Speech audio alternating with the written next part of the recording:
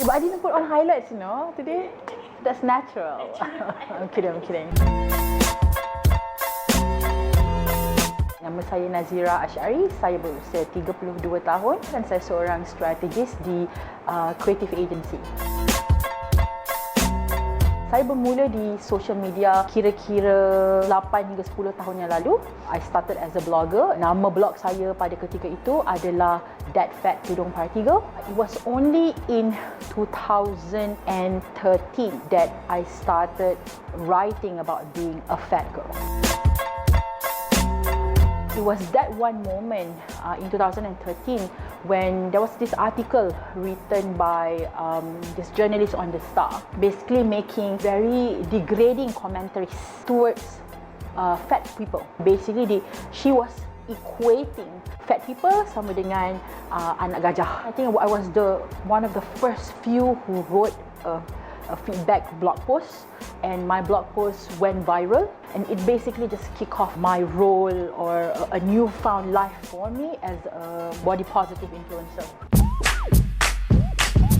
It's a lot of pressure, jujurnya, sebab I'm just one voice. I know for a fact that I cannot speak on behalf of anyone because setiap orang mempunyai pengalaman yang berbeza. I happen to have that voice. I happen to be given this voice and being brave enough to use this voice and speak on behalf of people who are probably not as brave.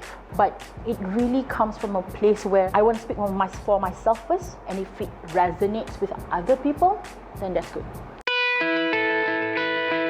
I went through online bullying. Macam dekat Twitter pada tahun 2015, mungkin orang-orang tak ada kerja lah. Dia pergi pick up about 4 to 5 of my photos, and then dia put on like dulu one tweet.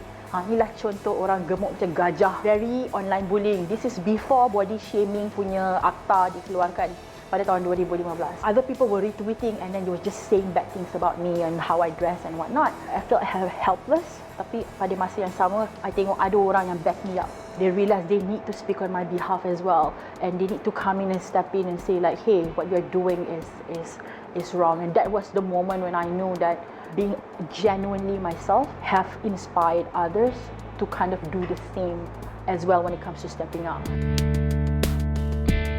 Okay, it's not just lack of representation. It's like lack of right representation. That's different. So for example, if in, let's say, a drama series, if we're talking about plus size women like me, like an actress who is a big size as well, be seen in a romantic comedy movies or something like that, they need to show that these people are people too.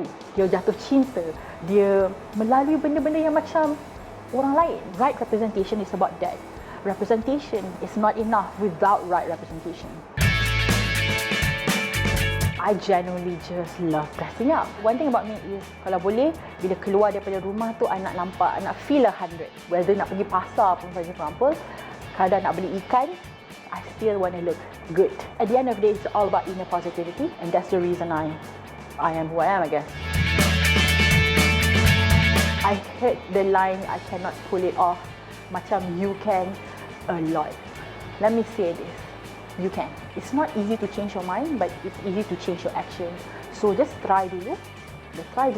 Go out, and then you'll see how you feel. Because if it makes you feel good, it is meant for you. Jangan fikir sangatlah.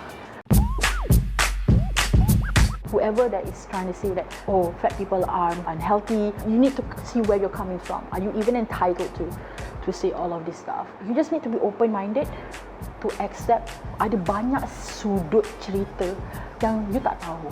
Listen to these stories, allow for these stories to be heard, only then make a decision. Know that it is not easy. I am 22. I wish.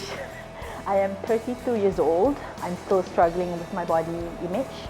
Tapi know that this is a work in progress. You need to make small changes. Be okay with small wins. Sama dengan mental health as well. For example, like be okay with the fact like today you might not feel 100%, tapi besok kalau you feel 100%, that's the way. The focus has always been for my career because I'm in advertising and I want to further champion and become the voice of the global Muslim segment. So that's what I'm doing here at TBWA. It's definitely something that I want to focus on. So it will be more about telling other people's stories. Okay, Masya Allah, takutnya. Gambar ni, gambar korang. Semalam kot. Like white lie. Sushi. Love it. Sashimi, whatever. Some people say I'm garang. I am. Admitting to it. Yes, I am garang. Don't worry about men. That would be it. Okay, this feels weird because this is the kind of questions you ask like big people, not me. My hope and wish is just be yourself. 2020 is a great year to start being the genuine you. Start from within to know that you are okay, work towards that. Terima kasih kerana follow story saya di Rojak. Jangan lupa follow saya di laman sosial @Nazirah Ash'ari di Instagram dan Twitter. And also you can also check out my website nazirahashari.com. Terima kasih. Bye-bye.